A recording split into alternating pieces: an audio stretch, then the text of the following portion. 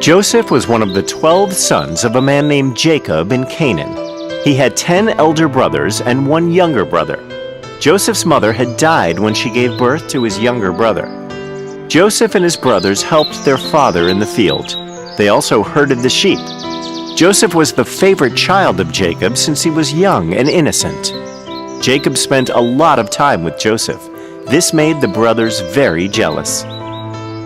On his 17th birthday, Jacob gifted Joseph a beautiful coat that had all the colors of the rainbow on it. Joseph was very happy, but his brothers were not. They were now even more jealous.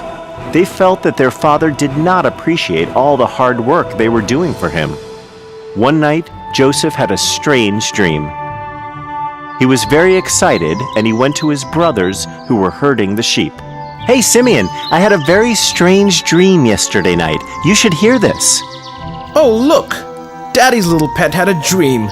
Don't waste my time, boy. I have a lot of work to do. I can't sit and dream all day like you." "No, listen. In my dream, we were all tying up sheaves in the field. All of a sudden, my sheaf stood upright while your sheaves bowed down to mine." Simeon looked scornfully at Joseph and then at his brothers. "Oh, he isn't just stupid. He thinks even we're stupid." "No, this was my dream. And listen, in another dream, the sun, the moon, and the stars were all bowing down to me. That was so beautiful." "So now you want us to bow down to you, huh? Run away before we beat you with this stick." One day, Jacob sent Joseph to check on his brothers who were resting on the hillside. They were actually talking about Joseph and how irritating he was. When they saw Joseph running to them from a distance, they got so angry that they actually planned to kill him. Reuben, the eldest brother, felt strongly against this, but he knew that his brothers were too angry to listen to him. "Let's kill this irritating boy and we don't have to worry about him ever again. What do you think, my brothers?" "Come on, Simeon. We're his brothers. We can't just kill him. We'll just throw him into this deserted well and decide what to do with him later." That's a good idea." As Joseph came to where their brothers were resting, Simeon and Reuben held him while another brother took off his colorful coat. Then they threw him into the well.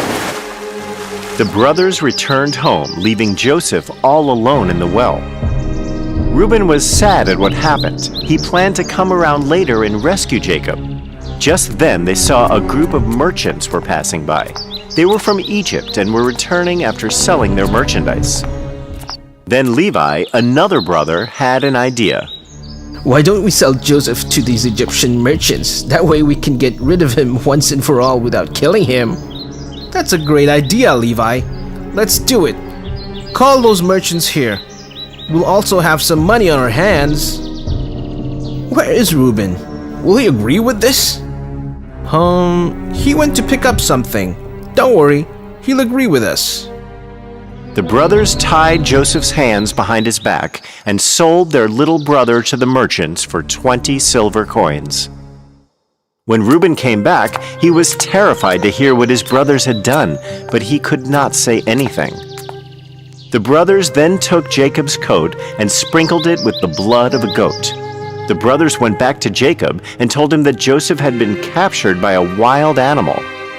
Jacob burst out crying, and he was deeply saddened for his favorite son's loss. Joseph was sold to a very rich Egyptian named Potiphar. He was an assistant to the Pharaoh. Joseph was very intelligent and hardworking. He was also very handsome. Potiphar was very pleased with Jacob and put him in charge of all his properties. Unfortunately, Potiphar's wife one day had an unnecessary argument with Joseph. Since she was upset with him, she told lies about Joseph to her husband. Potiphar was angry with Joseph and he sent him to jail. When in jail, Joseph overheard 2 prisoners talking to each other. One prisoner was a servant to the Pharaoh and the other was a baker. I had the strangest dream yesterday night. I wish I could make some sense of it. My dreams are even more weird than yours. Maybe I can help you. I can help you understand your dreams. Haha, you're just a boy. How are you going to understand my dreams? I do not interpret them. My God helps me. I will try to tell you what they mean. My God surely has a message for you. So the servant described his dream to Joseph. Joseph listened to him carefully and told the servant that his dream meant he would be released from prison in 3 days and he would be taken back by the Pharaoh as his servant. Joseph asked the servant to remember him when meeting the Pharaoh and ask that he be released. 3 days later, the servant was released just like Joseph had predicted. But when he returned to the prison, he forgot all about Joseph, and because of this, Joseph remained in prison for 2 long years. One night, the Pharaoh had a strange dream and could not sleep. The next morning, he called all his wise men, ministers, and counselors and described his dream to them. Nobody had an answer to what it could mean. When the servant, who was in jail with Joseph, heard about this, he suddenly remembered his promise. He ran to the Pharaoh and told him about the prisoner who could interpret dreams. The Pharaoh immediately summoned Joseph. "So, my servant says you can interpret dreams. He tells me you are extremely gifted." "I am not capable of such things, Your Majesty. My God works through me.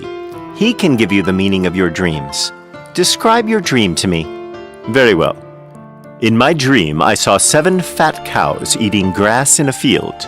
Then 7 thin, ugly cows rose up from the river Nile and swallowed the 7 fat cows. What does this mean?" Joseph listened to the Pharaoh and then closed his eyes for some time. He walked across the room and came back to the Pharaoh. "My lord, this dream you just described is very symbolic. It is a message from God. God is telling you that a great famine is coming. It will last for 7 years. There will be no food to grow, no rains. A lot of people will starve and die." "Oh, that is terrible news. We are all doomed then." "Wait, my lord, I am not finished yet. The dream came to you as a warning from God to prepare for the famine. There will be 7 years of plenty before the famine. So you can store up on food grains and livestock and other supplies during this period. You must make the most of this chance to produce excess food so that you can store it for later." "Oh, you are right. Thank God I found you. This is great news. We will be prepared for the famine. We will produce plenty of food and build up storages for the difficult times. Thank you, Joseph. You are the most wise man in the kingdom. I am appointing you in charge of overseeing this work." "Your Majesty, the honor is truly mine. These are not my powers. God speaks through me. I am simply conveying his message to you." Joseph helped the king to grow extra food grains and build storages during the 7 years of plenty so that people would not starve during the 7-year famine. He was also very popular among the people and earned their love and respect. The 7 years of plenty had passed by. The famine started. In the places around Egypt, animals were dying, lakes and rivers dried up, and people were starving to death. The people of Egypt had plenty to eat and drink because of the work done by the Pharaoh with Joseph. They had so much grain stored up that they were selling whatever was left to the people outside of Egypt who were starving. Jacob and his sons were struck by the famine as well. Their crops had all failed, and their sheep had died one by one until nothing was left. They had heard of the Egyptian Pharaoh who was selling food grains to people outside of Egypt. So Jacob sent his 10 sons to Egypt to get food for the family. Benjamin, the youngest son, stayed back with Jacob. When the brothers reached the palace of the Pharaoh where the food grains were being distributed, they saw a royally dressed man sitting on a high chair and supervising the distribution of the food. They approached him. It was actually Joseph. But they did not recognize him since it had been 10 years since they had seen him. But Joseph recognized his brothers. He realized that they did not know it was him, and he kept quiet. His brothers greeted him and then bowed down in front of him, just like the dream he had had when he was a boy. Where have you come from? We are from a faraway land called Canaan. The famine has struck us badly. We are a family of 12, and we have come to buy some food grains. Our father is waiting for us at home. I do not believe you. You look like spies. Are you here to bring harm to our people? No, my lord. We're not spies.